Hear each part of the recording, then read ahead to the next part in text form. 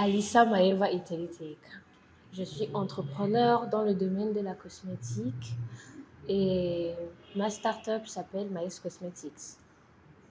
Dans mes projets futurs, j'ai l'intention de devenir un peu entrepreneur. J'ai déjà commencé quelques processus, notamment en étudiant, euh, par exemple, comment devenir entrepreneur, comment s'autonomiser, oui, et des choses du genre. Ce qui m'a motivée à participer dans cet événement, c'est je suis venue chercher une source d'inspiration et d'encouragement parce qu'en tant qu'entrepreneur, on rencontre beaucoup de défis et c'est toujours important de venir écouter nos aînés pour que nous puissions être encouragés, nous puissions apprendre et avoir les moyens finalement de réussir dans tout ce qu'on est en train de faire dans l'entrepreneuriat. Oui, oui. J'aime voir d'autres femmes qui font l'entrepreneuriat, mais même si elles ne sont pas dans le même domaine que moi, mais pouvoir connecter avec elles, entendre leur parcours, connaître leurs défis, c'est motivant pour moi. Moi, c'est les défis. D'abord, il y a associer le travail et, et l'entrepreneuriat. Aussi, il y a le temps.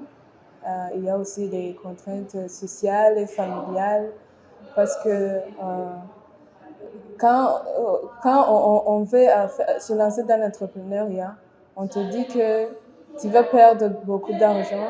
Déjà que tu n'as pas d'argent, tu vas perdre d'argent parce que la première fois, c'est pas évident. Et souvent, on échoue. Et aussi, on sait aussi que les entrepreneurs échouent beaucoup avant de réussir. Alors, quand tu es une femme, on dit que tu perds ton temps au lieu de chercher quelque chose qu'on voit, quelque chose qui rapporte tout de suite. J'ai beaucoup apprécié les interventions de chacune des panélistes. J'ai apprécié leur partage d'expérience. En tout cas, elles nous ont rien caché. Elles ont été très vraies et en tout cas, elles ont répondu à plusieurs de mes questions parce qu'elles sont burundaises. Donc, les défis qu'on rencontre ici sur le sol burundais, elles en ont parlé, elles ont proposé des solutions. Les défis sont nombreux, tels que euh, le problème de se distinguer dans un marché saturé, euh, problème des prix de comparaison, oui, c'est le même problème de se différencier, de se faire une place, d'être connu plus spécifiquement, oui. Alors, l'intervention qui m'a le plus marqué, hein, c'est l'intervention de celle qui a fait une reconversion professionnelle alors qu'elle passait beaucoup d'années derrière un ordinateur, alors qu'il y avait un COVID, elle travaillait déjà aux Nations Unies.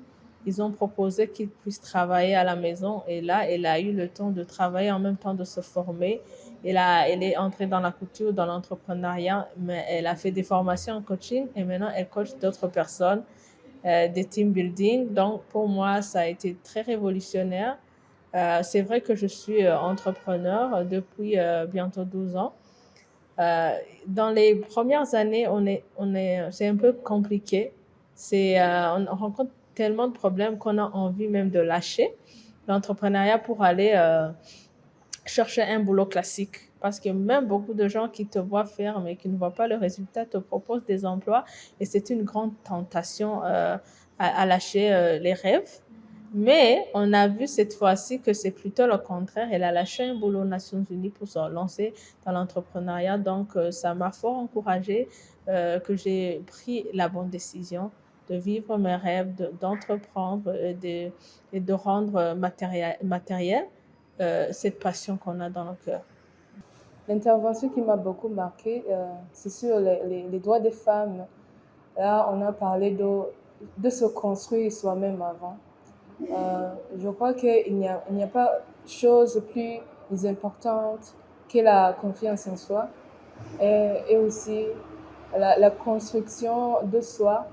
Euh, chercher à avoir le mental pour, pour comment dirais-je, pour aller se battre, il ne faut pas y aller comme ça, mais il faut d'abord se construire, savoir d'abord ce qu'on fait, savoir, il faut d'abord avoir de l'argent, parce que ça ne va pas te battre si tu n'as pas quelque chose à manger.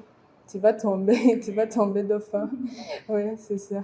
En tout cas, c'est toujours important. Ce que je conseille à celles qui ne viennent pas, c'est que elles doivent venir. Parce que tous ces programmes, c'est pour leur intérêt, c'est pour le bénéfice. Et ce qui est important, c'est un programme gratuit. Parce que des fois, on va acheter des choses, des fois, on achète des choses qui ne sont même pas utiles à notre vie. Mais toutes ces notions qu'on a apprises ici, ailleurs, on paie beaucoup d'argent pour entendre ça quelques minutes. Donc, elle devrait profiter de cette chance qui est devant elle. En quelques mots, j'ai retenu que je ne suis pas seule, qu'il y a aussi d'autres femmes qui cherchent ce que je cherche et aussi que pour aller loin, j'aurais besoin de mentors, d'autres femmes et aussi d'autres hommes, pourquoi pas. Jeune femme, jeune fille, sans hésiter, sois audacieuse et commence. Merci aussi.